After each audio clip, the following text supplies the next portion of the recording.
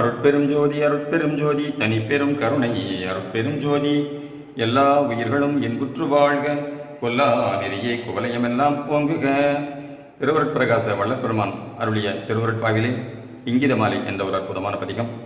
அந்த இங்கிதமாலை பதிகத்திலே முன்னுரையாக சுவாமிகள் எழுதியிருந்ததெல்லாம் ஏற்கனவே ஒளிவடிவிலே தரப்பட்டது. அன்பர்களின் தகவலுக்காக இன்றைய நாளிலே அதிலே ஒரு ஆங்கில உரை உள்ளது.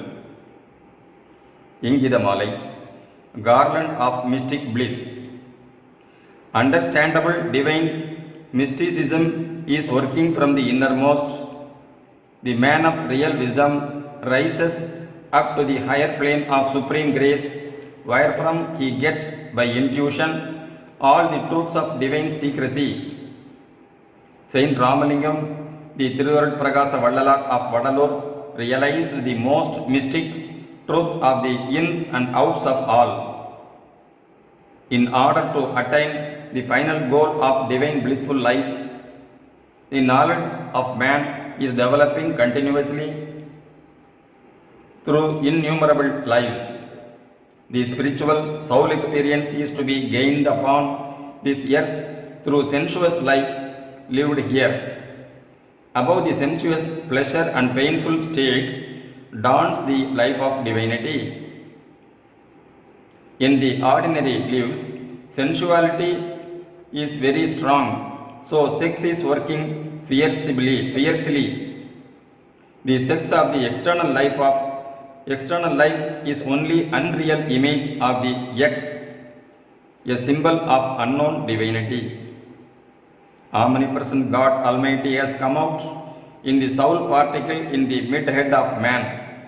This soul truth can be practically experienced only after overcoming all the sensuous and sensual attractions of material, physical and mental planes. For the higher purpose of raising us to the top level, all the mystic verses are furnished in this garland. Unless we live a pure life of grace from the soul abode, all the pulls of the lower planes can never be overcome at all. Almost in all stanzas, we are warned from falling down into the black hole of hellish life. In each poem, God and soul are coming to meet one another to get clear all doubts of the soul. All the questions and answers are given out through the enlightened mind to the humanity at large. The sweetness of the poems can be tasted well only in the Tamil as it is. It will lose its virgin taste if it is rendered into other languages. Some learned persons may try to express the inner meaning of the poetry, but it is doubtful for putting the reader on the gracious plane. Let the world be enlightened to make the whole humanity blissful. Dindikkal, Swami Sarvanananda, dated 30th January 1982. அதற்கு அடுத்தாற் போன்று அட்டைப்பட விளக்கம், வேண்டுகை, ஏந்தியுள்ள கையின் அடையாளம், நம் சிறநடுவுள் விளங்கும் கடவுள் ஆன்ம பகர வடிவ நிலையமாகும். 10 விரல் கூடியுள்ள இந்நிலையில் கடவுளும் ஆன்மாவும் இரண்டற்ற ஒன்றாய் விளங்குகின்றது. அவர் நம்மிடம் நம் அறியாமை பிச்சை வேண்டுகிறார். நாம் அதனை வழங்கிவிட்டால் அவர் நமக்கு நல்லின்ப வாழ்வு அருள உள்ளார். இது அவர் வேண்டுகை குறிப்பு. அதுவே நமது வேண்டுகையாக இருக்கின்ற போது நாம் அவருடைய அருட்பிச்சையை வேண்டுகின்றோம். அவரும் தன் நிறை அருள் தன்னையே நமக்கு வழங்கி வாழ்விக்க உள்ளார். ஆகவே முதலில் அம்மேல்நிலையில் ஒன்றி நிற்போம். அங்கிருந்து தயவு வாழ்வு வாழ்வோம். அதுவே நித்தியானந்த வாழ்வாக என்றும் நிலவும். தயவு செய் தயவு. அடுத்து ஒரு ஆங்கிலத்திலே demand. The meaning of the symbolic representation is to be realized for the divine life of bliss. Omnipresent all-giver is expressing his will from the cerebrospinal cavity, which is like a bowl or the open palms held out together. It is a real fact that he himself has been evolved into our whole being, the soul, life and body. Unaware of this divine truth of our being, we are holding ourselves as different perishable physical beings. So, we are to demand the highest divinity of him. We must know that from the same point of divinity in us, both his command and our demand of him are coming out in the same form. Hence, if we completely surrender and live in him, he will give all his bliss to us. இத்துடன் demand என்ற தலைப்பிலே வரைந்த அந்த ஆங்கில உரை நிறைவு பெறுகிறது. அடுத்து இங்கித மாலையின் அருட்பொருள். அன்பு, அறிவு, இன்ப நிறைவாகிய நித்திய பரம்பொருள் ஒன்றே மெய்ப்பொருள். அதுவே அருட்பெருஞ்சோதி. அது உலகு உயிர் பொருள்களையெல்லாம் தோற்றுவித்து விளங்கச் செய்து கொண்டுள்ளது அந்த ஒன்றே இந்த மனித பிறப்பில் முழுமையாக வெளிப்பட்டு நித்தியானந்த அனுபவத்தோடு நிலவ உள்ளது. இதன் பொருட்டே இப்பிரபஞ்ச காரியமெல்லாம் நிகழ்ந்து கொண்டுள்ளன. இவ்வுண்மையை இன்றைய பக்குவ மனிதன் அறிகின்றான்.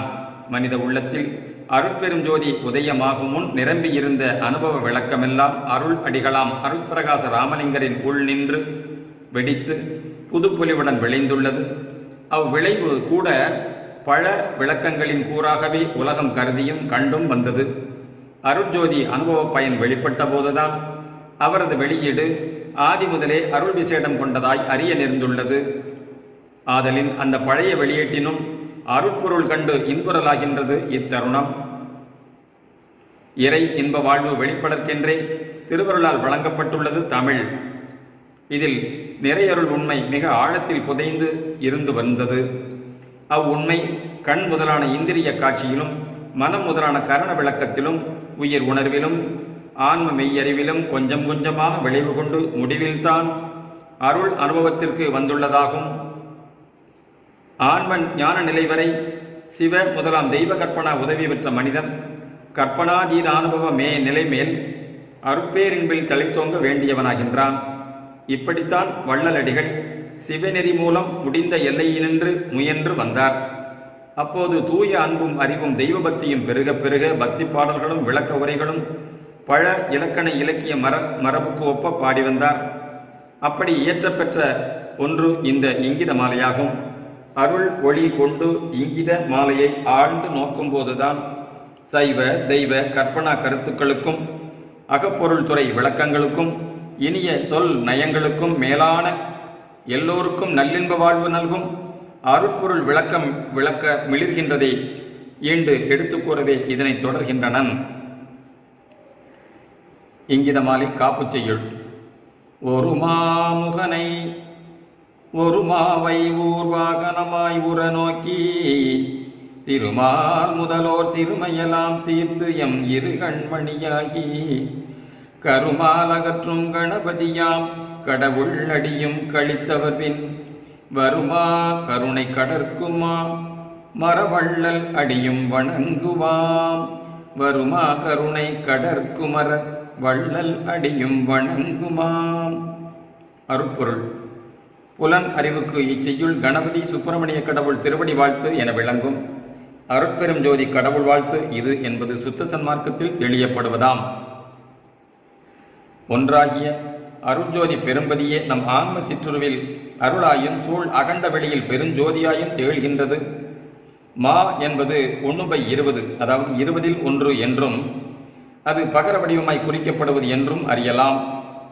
மேலும் மகரமை ஒளியாகும். ஆகவே ஒரு மா முகனாகவும் ஒரு மாவாகவும் உள்ளவை நமது பகர வடிவ ஆன்ம வடிவம் எங்கும் நிறை கடவுள் பெருஞ்சோதி வடிவமாகும்.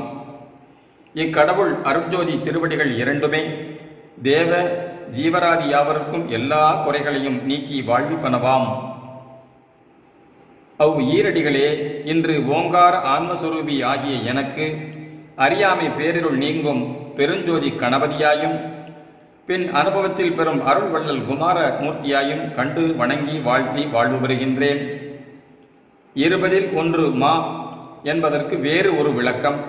அருட்ஜோதி ஒன்றே எங்கும் நிறை பரமாவாயும் நம் ஜீவதேகத்தில் விளங்கும் சிறியதொரு ஜீவான்மாவாகவும் உள்ளது. இந்த இரு ஆன்ம நிலையே 10 ஆக குறிக்கவும் படும். இந்த 20ல் ஒன்றுதான் மா எனப்படுவது அருள் காட்டும் மெய்ப்பொருள். இனி இங்கிதப்பாக்களை ஒவ்வொன்றாக எடுத்து விளக்குவாம்.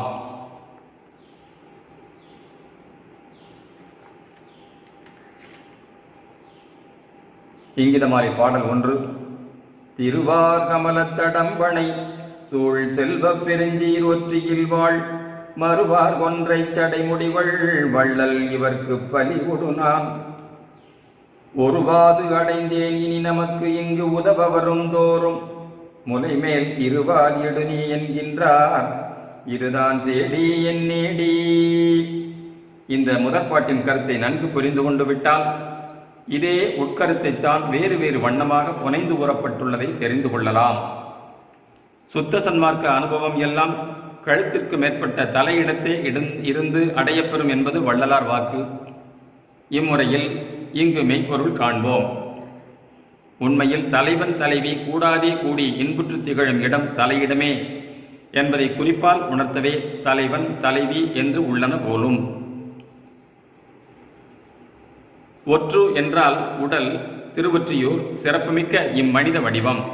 இதிலே ஆண்டவர் விளங்கும் இடம் சீரும் சிறப்புமிக்க ஆன்ம கடவுள் நிலையம் 1000 இதழ் தாமரை சூழல் கொண்டதாம். இங்குள்ள கடவுள் ஜோதியைத்தான் எல்லா தெய்வமாகவும் தெய்வீக அடையாளங்களாகவும் குறித்துள்ளனர் பலரும். பகரக்குழியும் பொன் ஒளியும் திருவோடு ஏந்திய பொன்றை சூடிய பிச்சை எடுக்கும் பெருமானாக ஒரு கற்பனை. திருவோட்டில் அன்னம் அதாவது ஜீவான்மாவை இட இருக்கும் தலைவியின் கேள்வி பதில் ஐயம் வியப்பு ஆனந்தம் எல்லாம் இச்செய்யுள் வடிவில் காண்கின்றோம். ஜீவான்மா மன அறிவோடு கூடி விளங்கும் இடம் இதயமாகும். இதுதான் தலைவியின் மார்பகம். முலை எனப்படுவது இம்மனவே. அவக்குவத்தில் தோழி என விளங்குவதும் அருட்பக்குவ சுத்த ஆன்மாவாய் புருவமத்திய மேலிடத்தில் நிலை கொள்ளுவதும் ஆம். இங்கு முலைமேல் இருவார் இடுதல் என்பது மனம் அதாவது ஆன்மாவோடு அருள்மயமாகி நினைப்பு மறப்பு அற்று இருத்தலை குறிக்கும். மனம் ஞானக்கண் நடுநின்று நோக்காது ஊனக்கண் 2 வழி பராக்கில் செல்லுவதை தடுக்கவே இருவார் இடு எனப்பட்டது. இரு கண்ணே இரு மார்பகமாக இரு முலையாக மேல்நிலையில் குறிக்கப்படுவது. திருவருளால் இப்படி ஆன்ம இன்பலாபம் உறும் உபாயப் பொருளே இவ் இங்கிதச் செய்யுளின் அருட்பொருள். மற்றபடி அருள் ஒளி உண்மை அறியாது புலனெறி பயின்று பாலுணர்ச்சி தூண்டப்பெறும் காட்சியும் பயனும் விளைவிக்கும் மறுப்பொருள் இங்கிதமாகாது, இன்பம் ஆகாது, துன்பமே செய்யும். அதனை அல் இன்பம், இருள் இன்பம், சிறு இன்பம் என்று குறிக்கலாம். அருட்ஜோதி உதியாத காலத்தில் இருளும் மருளும் செறிந்த காலத்தில் இச்சை வழி மறுத்து இறை இன்பம் அடைய கலை வளர்த்தோர் இல்லறத்தையே நல்லறமாக நடத்த இச்சையின்றி நுகரற்காகவே இலக்கிய துறையிலும் ஆலய சிற்பக்கலையிலும் பலவாகிய இங்கித குறிப்புகளை வெளியாக்கினார்கள். அவைகள் அந்நாளில் குற்றம் குறையாக கருதப்படவில்லை. மக்களை உலகியலில் தீவிர விருப்பு வெறுப்பின்றி வாழவே அதை உதவக்கூடும் என எண்ணி இயற்றினார்கள். ஆனால் இன்றோ அவற்றால் புலனிச்சை பெருக்கும் கேடும் அழிவும் பெருக காண்கின்றோம். அவற்றை பற்றற விடுத்து அருள் இன்ப நாட்டம் கொள்ள வேண்டிய சூழ்நிலை உருவாக்கப்பட வேண்டியது இந்நாள். உள்ளத்தில் அருட்ஜோதி எழுந்து உலகியலில் செயல்படத் தொடங்கிவிட்டால் புலன் இச்சை அரும், புது தயா இன்ப நெறி தழைத்து ஓங்கும். இந்த அருள் நாட்டத்தோடுதான் இந்த இங்கிதமாலை அருட்பொருள் வெளியாக்கப்படுகின்றது. கடவுள் நம் அறியாமை வெறியை பித்தை அல்லது பிச்சை எடுத்து பேரின்பம் ஒன்றே இங்கு இதமாக வழங்க உள்ளார். இதனை உலகெல்லாம் உணர்ந்து ஏற்று பயன்பெற வேண்டும். சமய சாத்திர கலையுரைத்த கற்பனைகளில் மயங்கியும் ஜாதி மத கட்டுக்களில் சிக்கி கிடந்தும் மெய்யன்பில்லா விஞ்ஞான பெருக்கில் ஆழ்ந்தும் வீண்போகாதிருக்க அருட்ஜோதி கொண்டும் அனைத்துலக மக்களும் வாழ உதவும் இவ்விங்கிதம். அடுத்து பாடல் எண் 2, பதிகம் இங்கிதமாலை.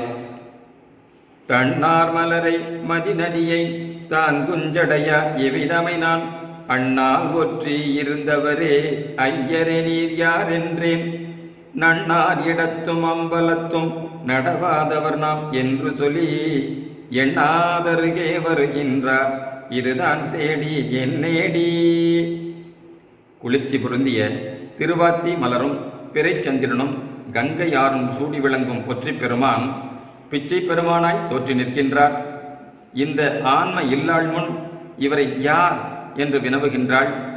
விலகி நிற்கும் ஒற்றி இருக்கும் அவரை பார்த்து, அவரோ நம்மை நன்னார் இடத்தும் நம்மை நெருங்கார் இடத்தும் அம்பலத்தும் நடவாதவர் நாம் என்று சொல்லிக்கொண்டே அருகே வருகின்றார்.